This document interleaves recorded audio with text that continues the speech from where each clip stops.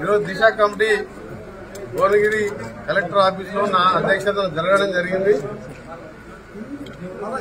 Department వారిగా అన్ని department కూడా రివ్యూ చేయడం జరిగింది. దాదాపు 3 గంటల పాటు ఎన్నో సమస్యల పరిష్కారంతో పాటు ప్రభుత్వానికి కూడా ఇప్పటికీ రైతు బంధు 140 కోట్ల బకాయిలు ఉన్నట్టు మీరే ఆఫీసర్ చెప్పింది తిన్నారు.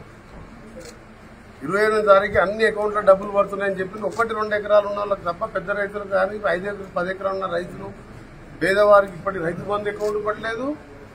వడ్లమ్మిన పైసలు కూడా 34% మందికి రాలేదు.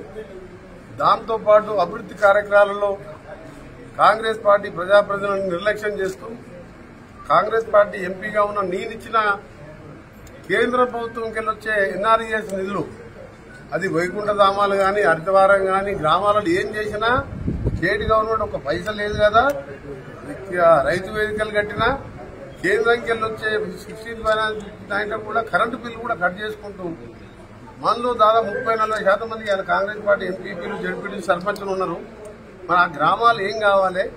దాంతో పాటు ఎమ్మెల్యే గారు వచ్చినా వాళ్ళు వచ్చినా కార్యకర్తల పేరు మీద దోసుకుంటుంది తప్ప నాణ్యత లేని వర్క్ చేస్తుందని చెప్పి దాని మీద రేపు 10వ తారీఖు జరిగే పార్లమెంట్ కమిటీలో స్పీకర్ కాంప్లైంట్ చేయడంతో పాటు నా ప్రోటోకాల్ కంటే ముందు నాణ్యత లేని వర్కులు చేసుకుంటూ కేంద్రంకి వచ్చే ఈ ఎన్ఆర్జీఎస్ ఈజీఎస్ నిధులను దుర్వినియోగపడుతూ 20 లక్షలు అని చెప్పి కాంట్రాక్టర్లకు ఇచ్చి మొత్తం దీని దుర్వినియోగం ఒక్కొక్క ఊళ్ళో 60-70 లక్షలు పెట్టియాలి.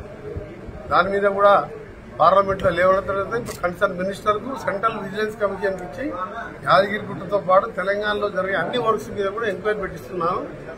ఇది ఒకటి ఫస్ట్ టైం ఏ ఎంపీ కూడా మనం మాట్లాడలేదు ఇవాళ. ఎందుకంటే ఈ కేంద్ర నిధులని మీరు ఇవాళ ఒక డ్రైనేజ్ కట్టినా మోరి కట్టినా 6 నెలలు ఉండే పరిస్థితి లేదు. ఇది కేంద్ర నిధులు కాబట్టి సెంట్రల్ విజిలెన్స్ కమిషన్ కూడా 3 రోజులే వస్తారు, కోరు తీస్తారు, సిమెంట్ రోడ్డుది ఎంక్వైరీ చేస్తారు. తప్పక కూడా దానికి చర్యలు ఉంటాయి.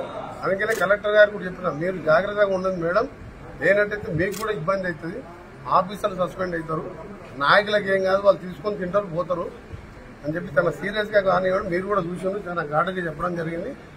కాంగ్రెస్ పార్టీ ప్రజాప్రతినిధి పార్టీ ఎన్నికల తర్వాత ప్రజాప్రతినిధి పార్టీలో ఉంటుంది.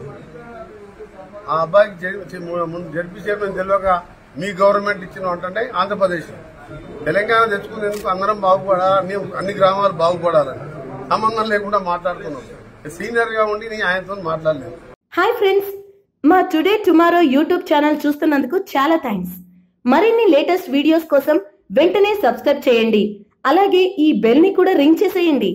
మా నోటిఫికేషన్స్ అన్ని మీ మొబైల్లో వస్తాయి.